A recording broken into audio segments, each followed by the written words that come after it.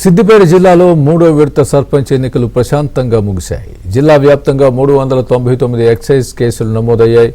3000 మందిని bind over చేశారు. పంచాయతీ ఎన్నికలపై జిల్లా ఎన్నికల అధికారి కలెక్టర్ హైమావతితో మా ప్రతినిధి Subhash face to face. Siddipet జిల్లాలో పంచాయతీ ఎన్నికలు ప్రశాంతంగా ముగిశాయి. జిల్లాలో మొత్తం 508 గ్రామ పంచాయతీలు, అదేవిధంగా 4508 వార్డు మెంబర్లకు జరిగిన ఎన్నికలు ఎలాంటి అవాంఛనీయ సంఘటనలు జరగకుండా విజయవంతంగా పూర్తి చేసిన పరిస్థితి కనిపిస్తుంది. ప్రస్తుతం జిల్లా ఎన్నికల అధికారి, జిల్లా కలెక్టర్ హైమావతి గారు మనతో ఉన్నారు. వారిని అడిగి జిల్లాలో ఎన్నికలకు సంబంధించిన పూర్తి వివరాలు తెలుసుకునే ప్రయత్నం చేద్దాం. మేడం, జిల్లాలో ప్రశాంతంగా ఎన్నికలు పూర్తయినాయి. సో ఎట్లాంటి నియమ నిబంధనలతో నిర్వహించారు? ముందు నుంచి మేము ఎలక్షన్కి సంబంధించి క్యాంపెయిన్ అప్పటి నుంచి కూడా వైలేషన్స్ ఉంటే కనుక కేసులు బుక్ చేయడం జరుగుతూ ఉంది. అలాగనే ఫ్లయింగ్ స్క్వాడ్స్ ప్రతి మండలంలో కూడా ఒక ఫ్లయింగ్ స్క్వాడ్ ఉన్నారు. అదే రకంగా ఎంసీసీ వైలేషన్ అప్పుడు కూడా కేసులు బుక్ చేయడం జరిగింది. 5 చెక్ పోస్టులు కూడా మనం స్టాటిక్ సర్వేలెన్స్ టీమ్ కూడా అపాయింట్ చేయడం జరిగింది. సో వాళ్ళు కూడా ఎప్పటికప్పుడు ఫ్రీక్వెంట్గా చెకింగ్ కూడా జరుగుతూ ఉంది చెక్ పోస్టుల దగ్గర. అంతేకాకుండా సిబ్బంది అందరికి కూడా మేము ప్రాపర్గా ట్రైనింగ్ ఇవ్వడం జరిగింది. పబ్లిక్లో కూడా అవేర్నెస్ క్రియేట్ చేయడం జరిగింది. పోలీస్ వారు కూడా చాలా యాక్టివ్గా ఉండి ఈ ఎన్నికలు ప్రశాంతంగా జరగడానికి వారు ఇతరుకంగా కూడా ప్రయత్నం చేస్తున్నారు. రాష్ట్రంలో ఎక్కడ లేని విధంగా సిద్దిపేట జిల్లాలో ఈ 3 విడతల్లో కలిపి దాదాపు 400 వరకు ఎన్నికల కేసులు నమోదైనట్టుగా తెలిసింది. సో ఎట్లాంటి ఇప్పుడు ఏకగ్రీవాలు కావచ్చు, ఇంకా వీటికి సంబంధించి ఏం చెప్తారు?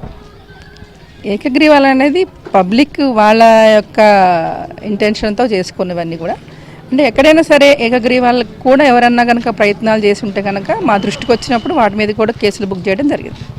సో ఎన్నికలకు సంబంధించి ఏం చెప్తారు? ఇక్కడ జిల్లాలో జరిగిన మొత్తం 3 విడతలు కూడా ప్రశాంతంగా జరిగింది. ప్రజలకు ఏం చెప్తారు?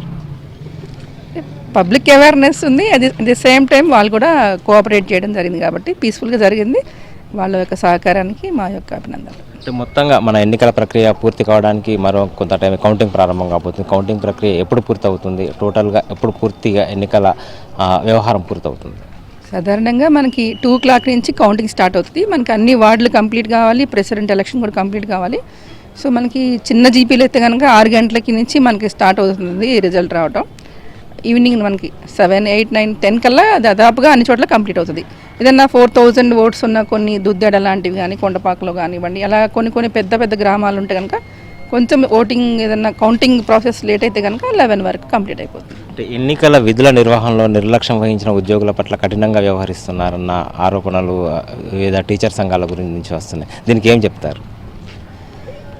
ఎన్నికలు జరపాల్సిన బాధ్యత జిల్లా యంత్రాంగం మీద ఉంది. సో మనకి ఎలక్షన్ టైంకి వాళ్ళు రిపోర్ట్ చేయకపోతే కనుక ఖచ్చితంగా ఎన్నికల ప్రవర్తన నియమాల ప్రకారం యాక్షన్ తీసుకోవడం జరుగుతుంది.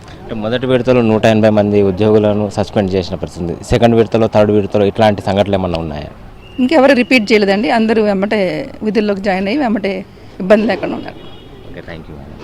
సో మొత్తంగా 3 విడతలుగా జరిగిన ఎన్నికలు జిల్లాలో ప్రశాంతంగా పూర్తయ్యాయి. జిల్లా వ్యాప్తంగా కూడా దాదాపు 400 కేసులు నమోదు కావడం జరిగింది.